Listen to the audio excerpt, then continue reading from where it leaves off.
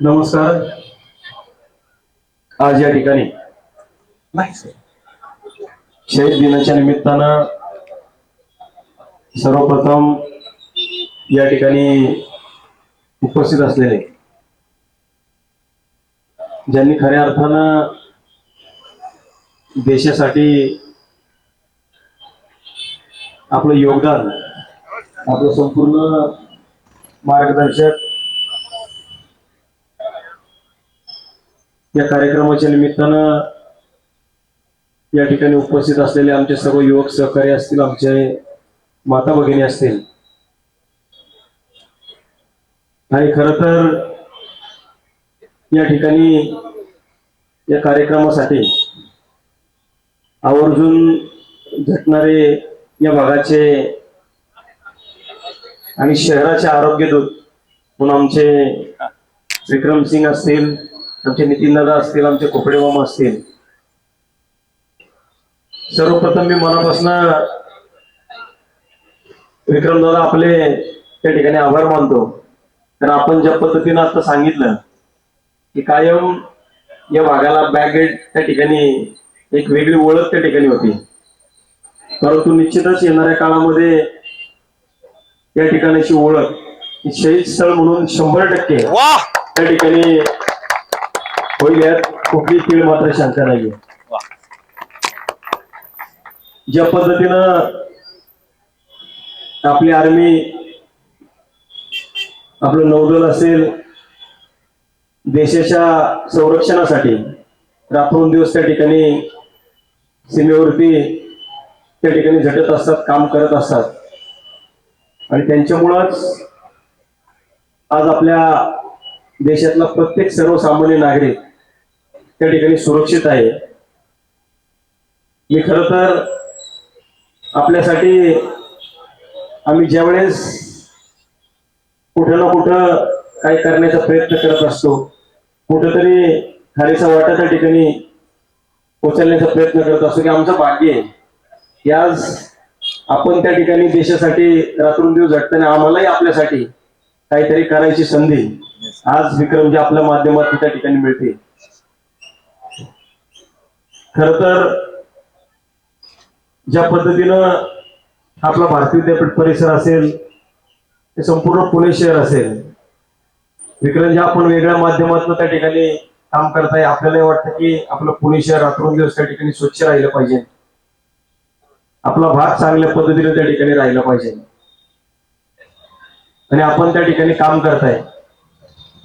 मी मनापासून आपले कार्यास त्या ठिकाणी सलाम करतो की खूप मोठं काम आपण आपल्या भागामध्ये त्या ठिकाणी करताय. आणि आज खऱ्या अर्थानं पुणे शहर असेल आणि पुणे शहराच्या बाहेर सुद्धा ज्या पद्धतीनं आपण सर्वांना संघटित करून, एकत्रित करून हे काम त्या ठिकाणी पुढे चालू ठेवलेले आहे.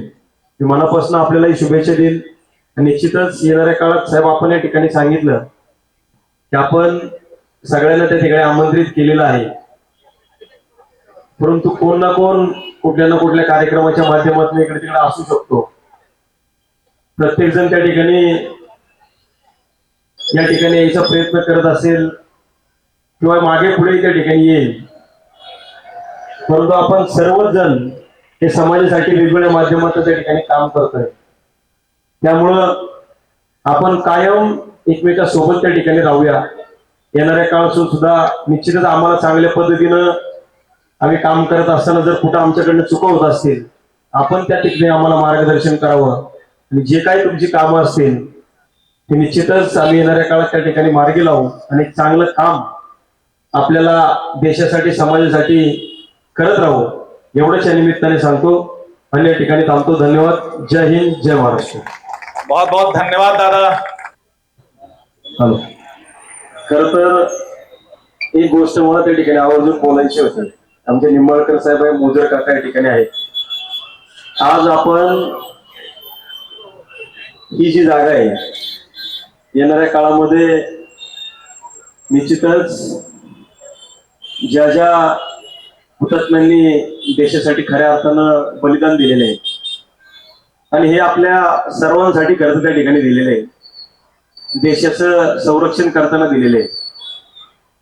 आणि आज या जागेला आपण एक वेगळी ओळख त्या ठिकाणी निर्माण केलेली आहे, एक शहीद स्थळ म्हणून.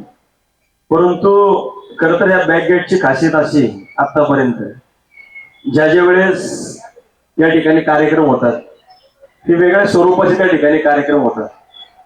परंतु भविष्य काळामध्ये नाईक साहेब आपल्याला या जागेची जी काही ओळख आज आपण तयार केलेली आहे ती ओळख एका वेगळ्या उंचीवरती त्या ठिकाणी न्यायची. मी खरं तर अनेक आमचे युवक सहकारी वेगवेगळ्या कार्यक्रमाच्या माध्यमातून ही जागा त्या ठिकाणी ओळखली जाते. येणाऱ्या 26 तारखेला सुद्धा त्या ठिकाणी रामनवमी होणार आहे.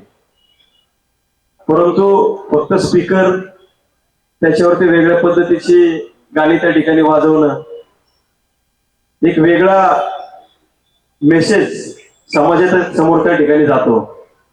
खर तर आता येणाऱ्या काळामध्ये ज्यावेळेस या जागेचं नामकरण एक वेगळी ओळख त्या ठिकाणी तयार झालेली आहे, ती ओळख खऱ्या अर्थानं तिची उंची आपल्याला जे काही जुने या ठिकाणी प्रोग्राम होतात ते कुठेतरी त्याचं स्वरूप त्या ठिकाणी बदललं पाहिजे वाह वाह, आणि एक वेगळी ओळख तालिया.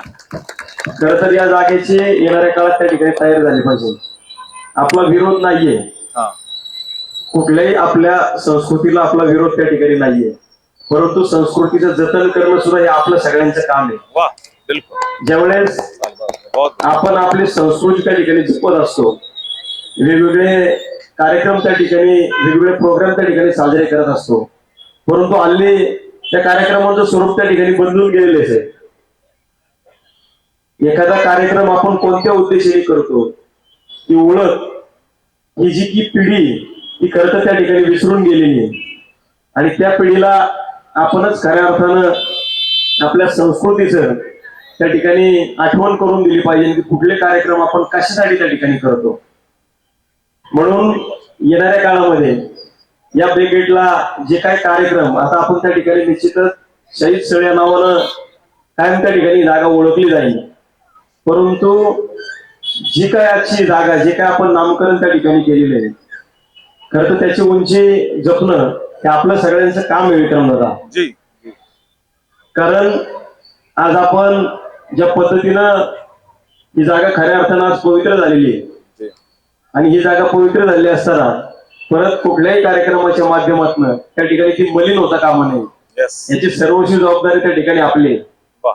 त्यामुळे माझी सगळ्यांनाच विनंती असेल की आमच्या सगळ्याच युवक सहकाऱ्यांना की कुठलाही सण उत्सवाला त्या ठिकाणी आमचा विरोध नाहीये, परंतु तो करत असताना तो कशा पद्धतीने आपण केला पाहिजे, कशा पद्धतीने आपली संस्कृती जपली पाहिजे याचंही भान येणाऱ्या काळात आपल्या सर्वच युवक सहकार्याने त्या ठिकाणी ठेवलं पाहिजे. एवढं मी या ठिकाणी आवर्जून विक्रमदादा त्या ठिकाणी सांगतो आणि थांबतो. धन्यवाद.